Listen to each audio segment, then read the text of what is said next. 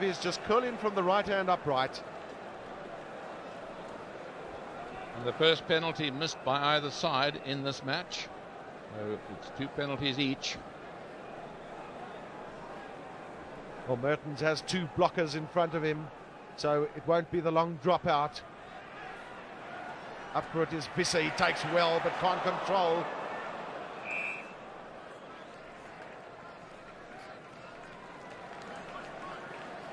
South Africa have been using the weight advantage that they have in the scrums rather well, particularly in the attacking situations. Craig Dowd, who's the man down at the moment. Of course, on the touchline is Richard Lowe, also a man with a wealth of experience for New Zealand.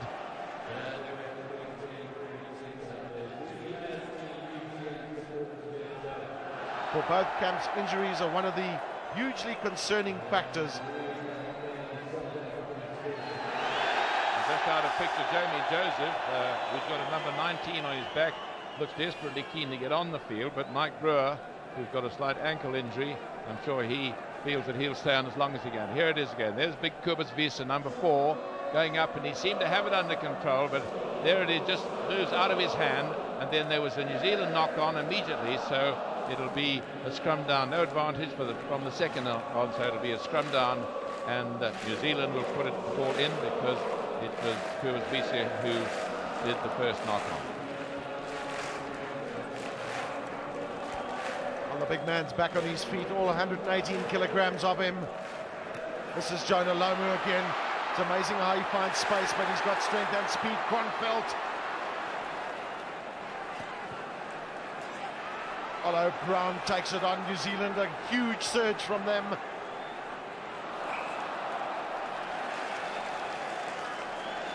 Well, South Africa will be relieved that there was a knock-on as they came surging through, but once again Jonah Lomu is showing that he doesn't need that much space to be a really dangerous runner.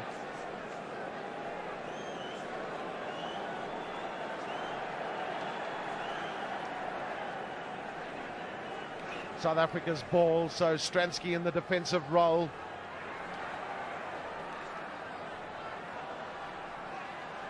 It was well played by Van der Westhuizen because he gave him the space to be able to do just what he did there. This is Osborne, but that ball was out. Well, it was either out or it was a knock forward. Well, the touch judge put his flag up, so he must indicate that it was out. But Osborne trying to chuck it in. If he'd caught it first, of course, it would have, if it had gone out already, he could have thrown in a quick one, even to himself. But there was a good kick by Stransky, taking advantage of South African possession. Robin Brook in the front for New Zealand up against Kobus Visser. Once again, it's Ian Jones, but the bounce is unkind to New Zealand. Van der Westhuizen, he does well. That's James Small and Chris Rousseau. South Africa playing with a lot more purpose. This is Mark Andrews, finds some space. Andrews and then Kobus Visser. Once again, good ball for South Africa. Can they make something of it? Rousseau for the 3rd time involved in that move. Ruben Kruger. Now to stretch it, Stransky. Down the line it goes, and this is Andre Joubert. New Zealand really have been equal to the task with those South African thrusts in the midfield. Stransky's got lots of time. Can he get it straight? Yes, he's got it. South Africa go into the lead for the first time in the match. Well, that came from continuous Springbok pressure. They got a ruck ball, then there was driving and driving and driving. Another good ruck ball. Here's the last ruck ball. Back it goes to Stransky. He's got space and time, and that's a beautifully executed drop goal. There was the head down, the follow through, every inch. So all the points to Stransky with 2 penalties and a drop goal against 2 penalties by Mertens. Just the 8 minutes left in this first half, and a titanic struggle here between the 2 kings of the Southern Hemisphere today. Back foot is Strydom. Strydom does well to take it away before Van der Westhuizen would have been probably swamped by New Zealanders. Stransky. Once again, a massive punt from Joel Stransky. Osborne loves to run, does Glenn Osborne.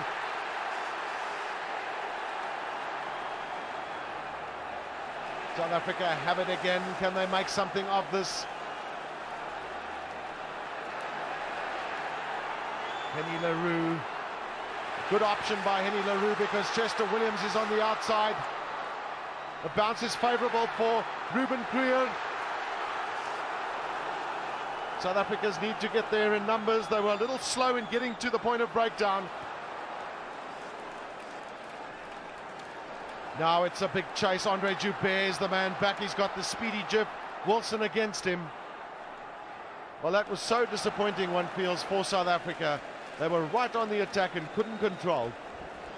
Yes, it was. Ball retention is everything. You see South Africa have one more ball in open play, but that was the vital one when it was Ruben Kruger who was in possession when he went down, and after a very torrid ruck it came back on the New Zealand side, and that long kick and Joubert safety first tactics, as Jeff Wilson was very quick in chasing up after him, and Joubert of course up in the line for the previous three-quarter movement. New Zealand, of course, great on their own ball, in their own throw-ins in the line-out. They've got a huge success record in rugby history in controlling their own throw-ins at the line-outs. Make a hash of this one, though. Pienaar does well. And it's quite amazing how much time Joel Stransky is being given, and credit must be given to the South African pack of forwards because they are holding the All Blacks at bay, and that's giving the space and the time for Joel Stransky.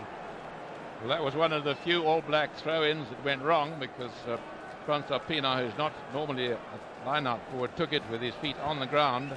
But the line-outs have been pretty close, as you see there, 8 each, and the throw-ins have been fairly evenly distributed as well. But this time it's Sean Fitzpatrick. I'm sure he'll do a better throw-in now than the previous one.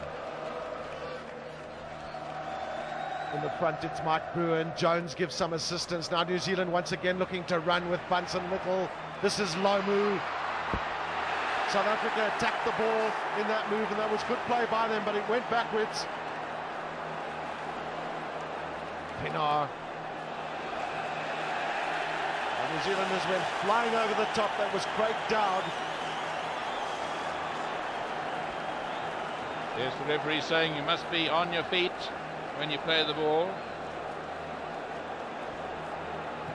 Joel Stransky decides to give that kick to Andre Joubert, who has the better angle with the left foot, and once again a great reply from South Africa. South Africa have in fact been guilty of missing touch on a few occasions up to now, and that time Joubert did the right thing, making sure he didn't go for too much distance, and South Africa on the attack, and of course it'll be their foot in. A lot of time has been spent on preparation in lineouts. That's Big Hannes Strydom. Mark Andrews at the front, and this is Van der Westhuizen.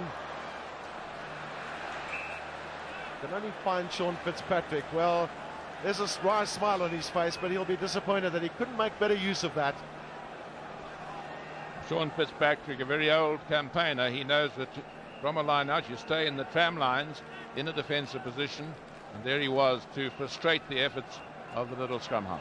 South Africa have taken Cobus Visser out of the lineouts and put Mark Andrews in the front on most occasions. This is straight on.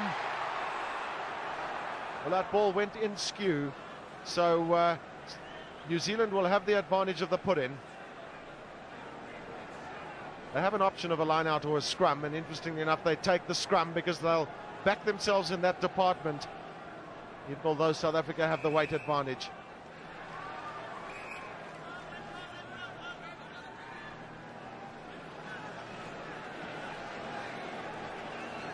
Graham Bishop has been a real live wire for the All Blacks in Rugby World Cup 95.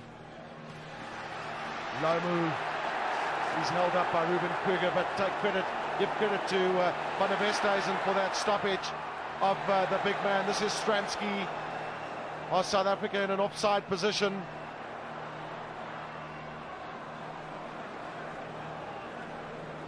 Kronfeldt.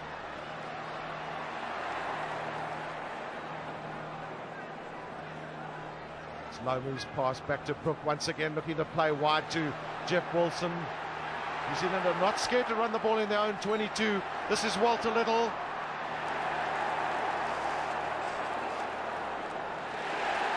Well, we've always said that there is a risk factor in the type of rugby that New Zealand play, and they are happy to continue with that.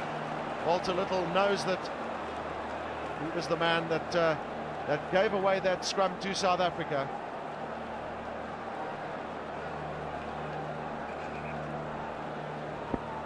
Just 2 minutes to go in this half, and so both sides will be looking for that psychological score if they can get it.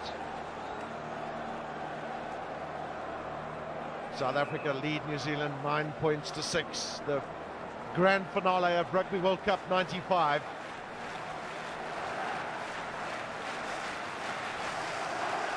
Now, what does Stransky do if he gets this? He has options.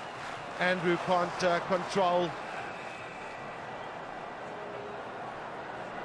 South Africa have got to stay on their feet in going into those rucks there. That was Francois Pienaar. Mike Brewer down again on the field. Well, that's breathing space for both teams. You hear the referee through the effects mic saying it was an accident, boys, I saw it. And that's picked up by Andrews. There's the knock forward. And Francois Pienaar going in. And I think his knee going in towards Mike Brewer's back. And that Jamie Joseph again, he seems so keen to get on the field. And Mike Brewer keeps on saying that no, he wants to finish this game. And they're both two pretty tough characters.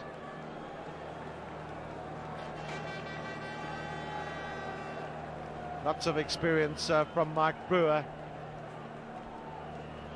Not like Ruben Creer of South Africa, just silent but deadly. Mertens, normally a prodigious punter of the ball, but he will not want to sacrifice accuracy for distance.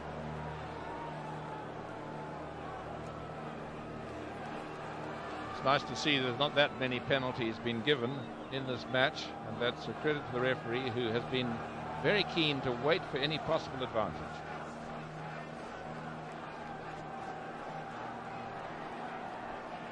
Fitzpatrick has options. He looks for Jones and finds him. Now Mertens with a big kick. This is Chester Williams with his first real touch of the game. Called for the mark, but it was not given. I'll give credit to the little South African left wing because he held on to it. But South Africa will get a penalty for the All Blacks being offsides. It's such a tight situation for both teams in defence, and very often they're just bridging that offside line. Very good up and under there. Chester Williams calling for the mark, but the referee adjudged he was just outside the 22-metre area, and so the mark wasn't given. And that is half-time whistle has gone. 9 points to 6. South Africa leading by 2 penalties and a drop to 2 penalties by New Zealand.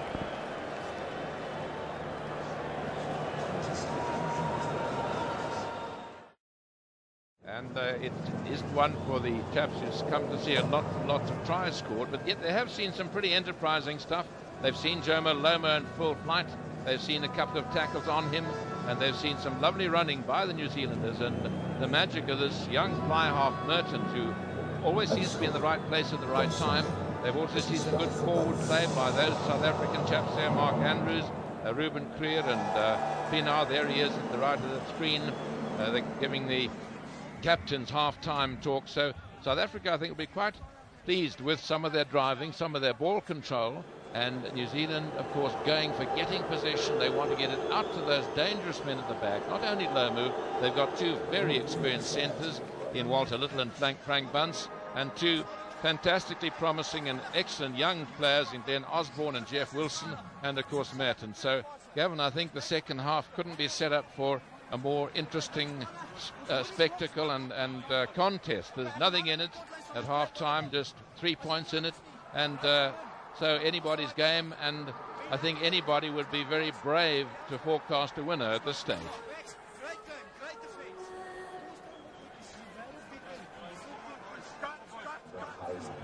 Well,